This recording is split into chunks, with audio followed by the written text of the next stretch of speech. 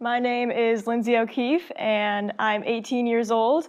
I just graduated from Laurel School in Shaker Heights, and I'm going to NYU Tisch in about a month, actually, to start my film career. I'm majoring in film and TV, and I could kind of start off how I got here.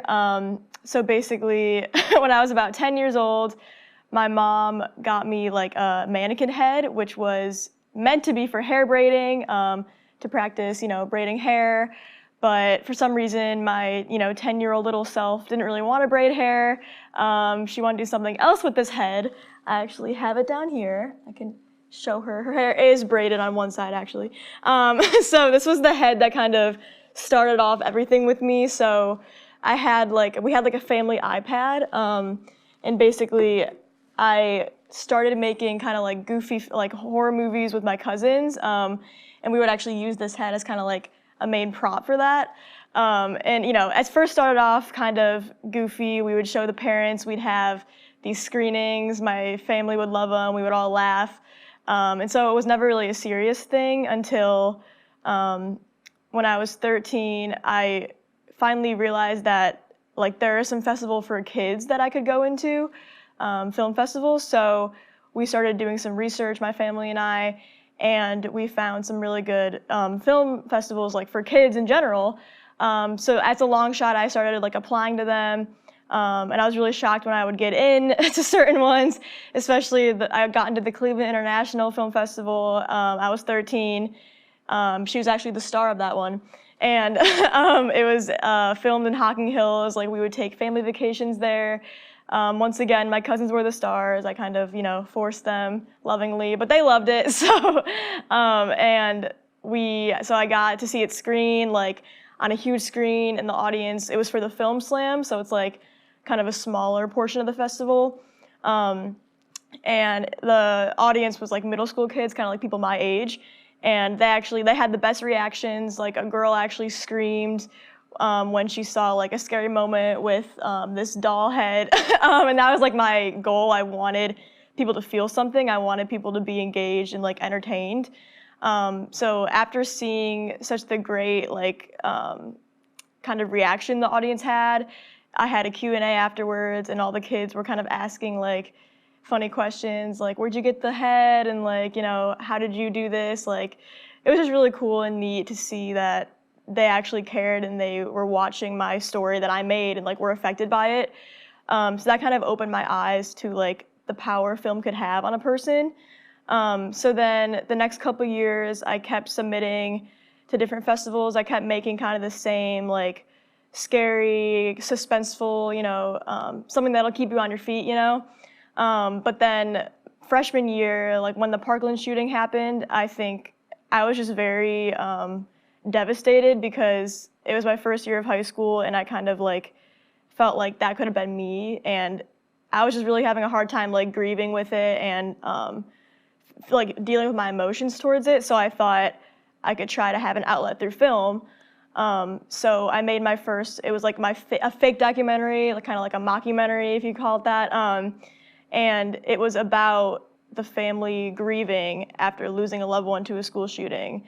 And I think, obviously, that one was in some festivals, and obviously the reaction was quite different. People were, they were still felt very impacted by it, but for different reasons. And it still had a positive effect. I just used my sadness and kind of like feelings to make an art form out of it, and that really helped me cope. And so dealing with that like experience of more serious films, that was my first film that wasn't about a doll, wasn't about something funny or like horror related. It was very serious, and I didn't take it lightly. I knew that I had a purpose, and I didn't want to like do any injustice to any of the grieving families, or just like I wanted to tell the story right. And so after seeing that like impact it had on people, I started diving more into documentary because it got me more intrigued with like the emotion it evoked in people. So I've been a part of this nonprofit organization called Youth Challenge, which is You can see it right there. It's a nonprofit in Westlake, Ohio, and it pairs like teen volunteers like me with physically disabled, either teens, adolescents, adults, really people of any ages. We all come together as like a community, and we either like play sports, do some art, do whatever. Really just like to become really close friends and to bond with each other. And so I've been a part of them since I was 12. And I think the organization really changed my life in a way because it completely like changed who I am as a person. Like going in as a kid, I would say I didn't say my first words until I was 4 years old. I was just completely silent. I was like just an observer of the world in a way.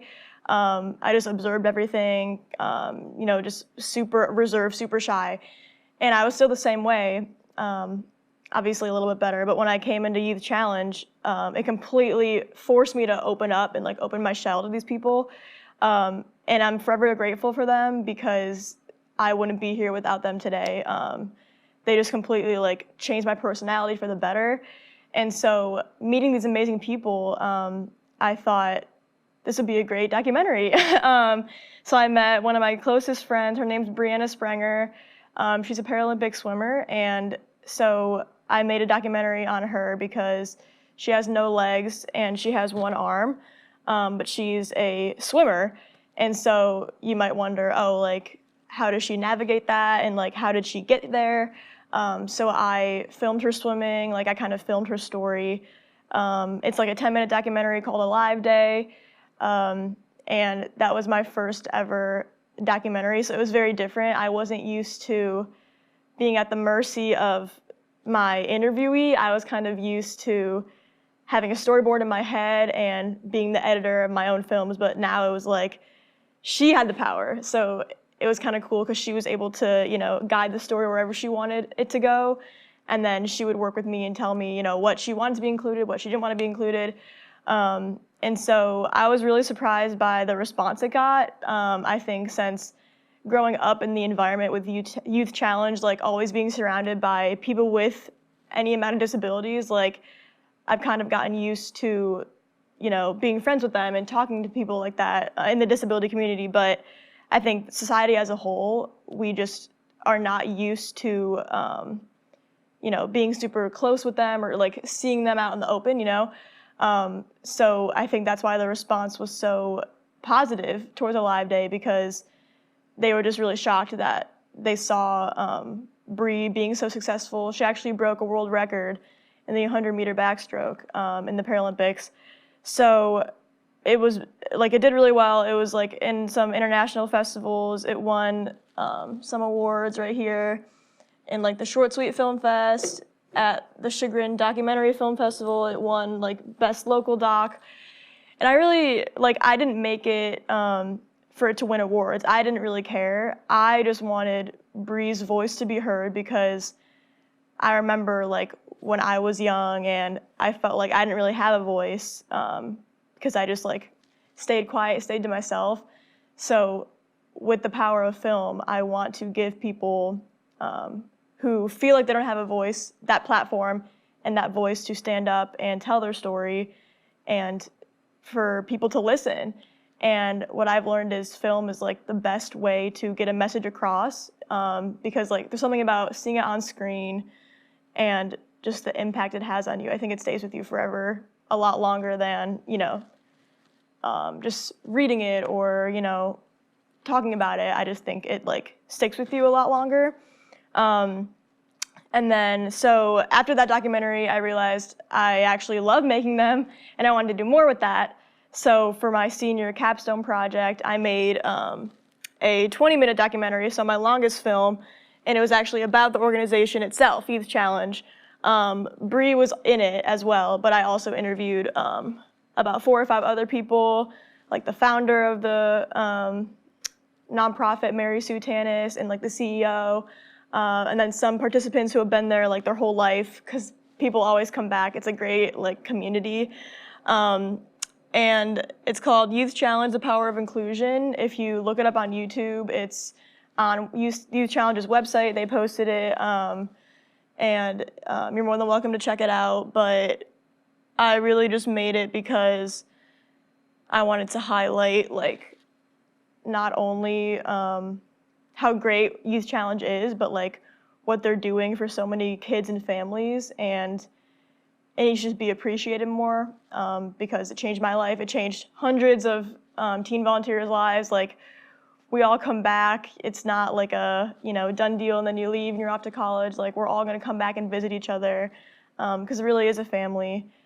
And so because of Youth Challenge, it's also sparked like another passion in me for ending ableism, which is discrimination like in favor of able-bodied people. So, for example, like all the accessibility like problems that the disabled community face, like we have the privilege of not having to deal with how are we going to get up the stairs? Is there going to be a ramp? Is there going to be an interpreter there? Is there going to be Braille? Like, we, as able-bodied people, we never have to worry about those thoughts. And it's horrible because of that, we have this privilege of like thinking that the disabled community's problems are like lesser than ours.